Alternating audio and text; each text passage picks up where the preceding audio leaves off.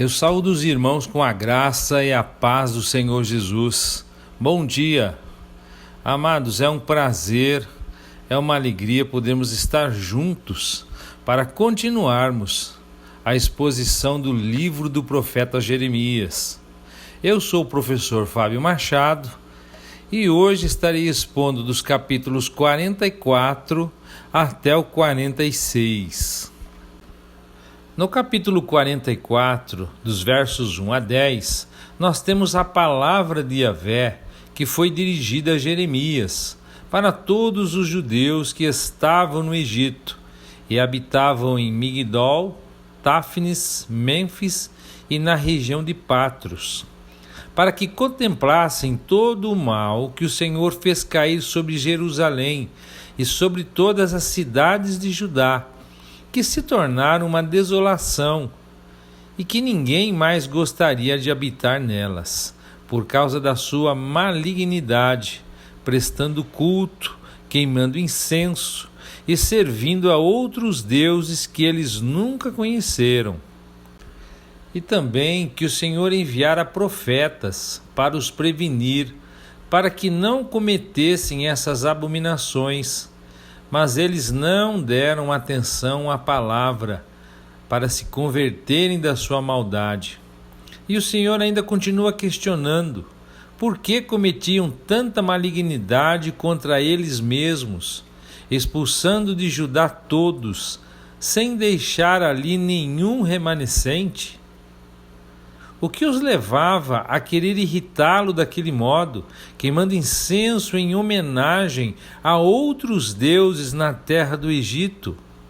Será que se esqueceram das crueldades, das maldades e da cumplicidade idólatra de suas esposas?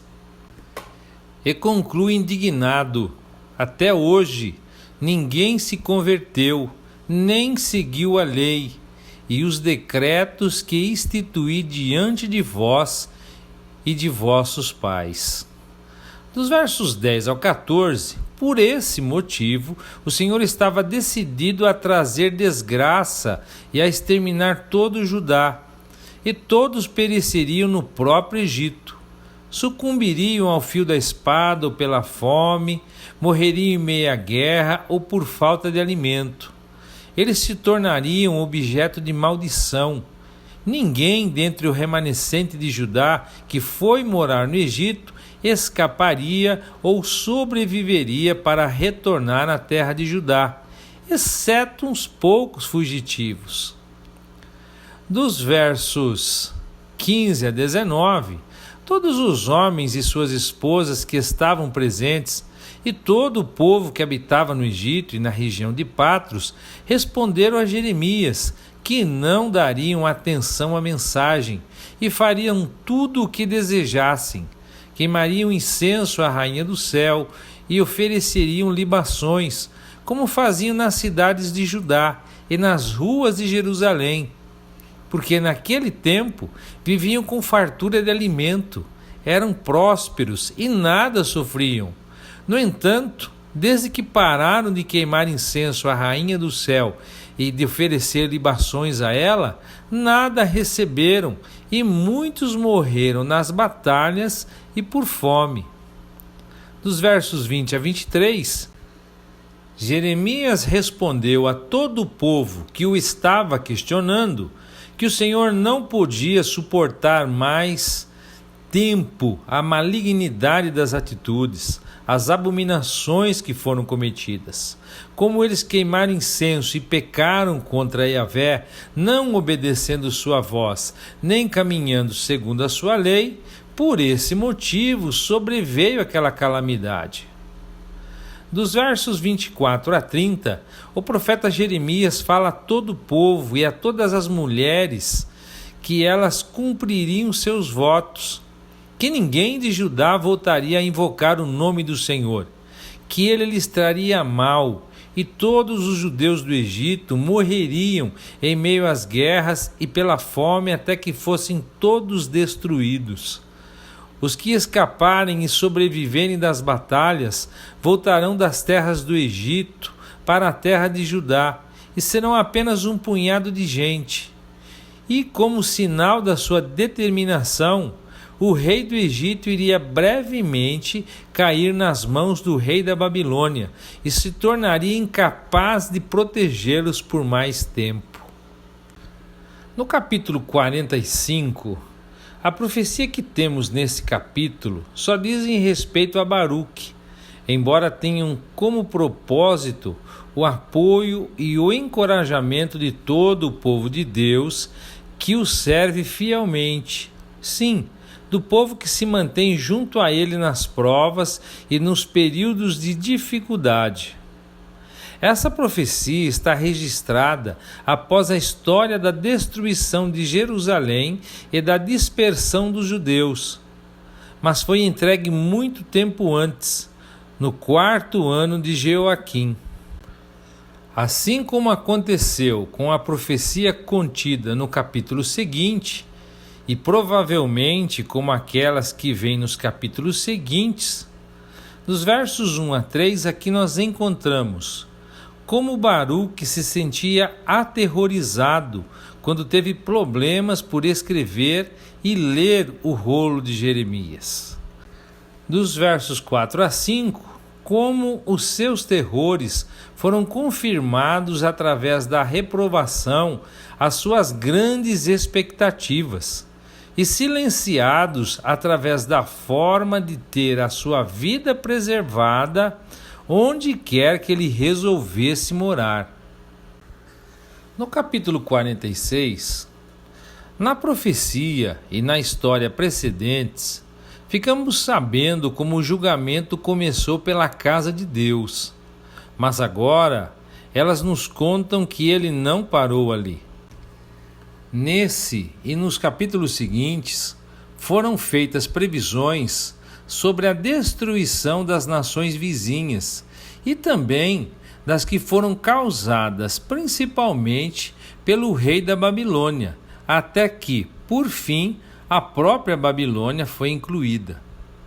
A profecia contra o Egito aparece aqui em primeiro lugar e ocupa todo o capítulo no qual nós temos, dos versos 1 e 2, a profecia sobre a derrota do exército do faraó Neco pelas forças dos caldeus em Carquemes e o que aconteceu logo depois, no 4º ano de Jeoaquim.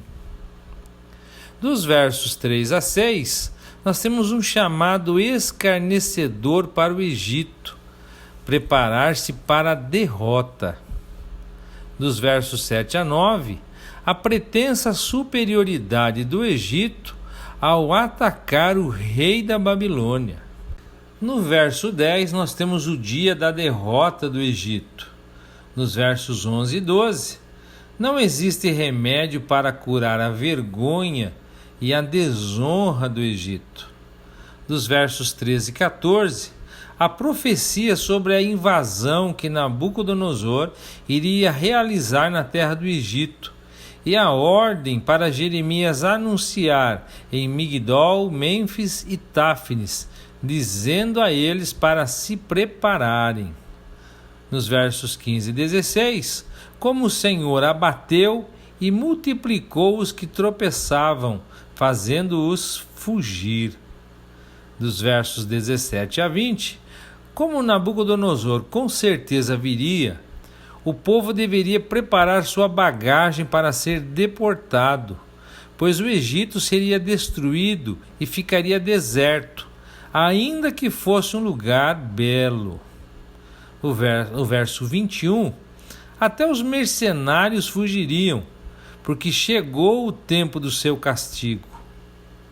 Dos versos 22 a 24, o Egito fugirá em massa da fúria de seus numerosos inimigos, com machados nas mãos, derrubando suas florestas até então impenetráveis, trazendo a vergonha ao Egito e entregue ao povo do norte. No verso 25, o Senhor castigaria Amon de No, não o povo de Amon, mas o Deus carneiro, Faraó, o Egito, seus deuses, seus reis e todos os que neles confiavam. No verso 26, o Senhor os entregaria nas mãos de Nabucodonosor. Porém, posteriormente, restauraria o Egito. Nos versos 27 e 28, temos uma promessa de livramento de Deus a Jacó e a sua descendência, seu retorno e sua restauração, e uma promessa de condenação às nações para os quais eles foram exilados. E assim, amados, concluímos a exposição de hoje.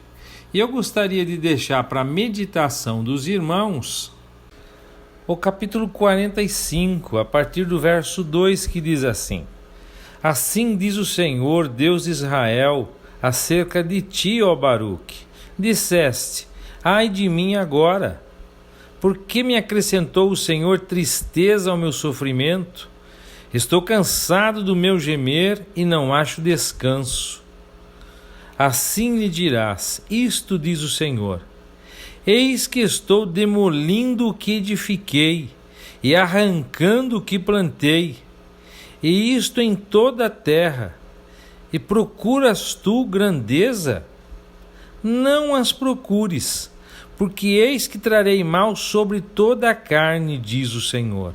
A ti, porém, eu te darei a vida como despojo em todo o lugar para onde fores.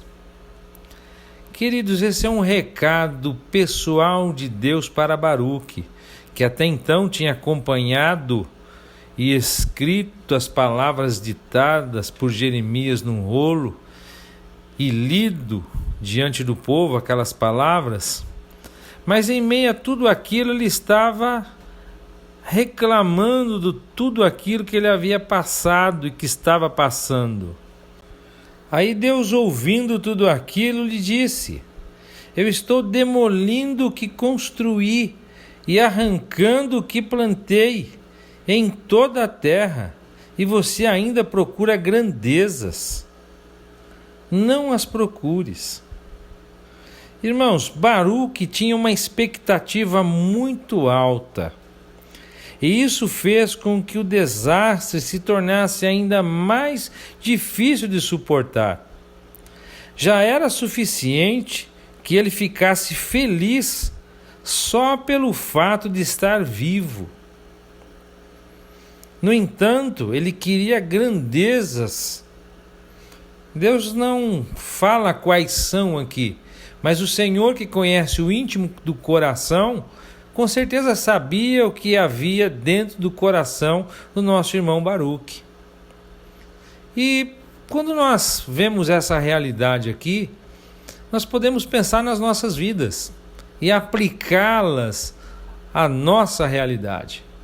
Passamos por momentos muito difíceis, uma situação extremamente complicada, politicamente falando, sanitariamente falando, mas o que nós precisamos entender é que em meio a toda essa situação, com tantas pessoas que perderam as suas vidas, tantas pessoas que perderam o seu emprego, tantas pessoas que perderam o seu próprio negócio, a sua forma de trazer sustento para a sua casa, além das situações que aconteceram dentro das famílias pela própria pandemia.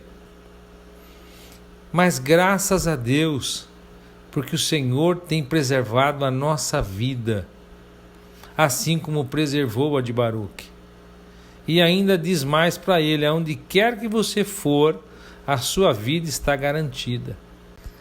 Então, amados, resta a cada um de nós estarmos sempre com os nossos corações cheios de gratidão a Deus por essa vida que Ele nos deu, e estarmos mais gratos ainda que Ele se revelou a cada um de nós através de Jesus Cristo, seu Filho, para nos conceder tão gloriosa salvação. Então, embora as situações não estejam das mais maravilhosas, o que cabe a cada um de nós é crer que Deus cuida de nós, de todas as formas, em todos os momentos, em cada minúcia da nossa vida, e sermos sempre, sempre gratos a Ele. Que Deus os abençoe e até amanhã, se Deus quiser.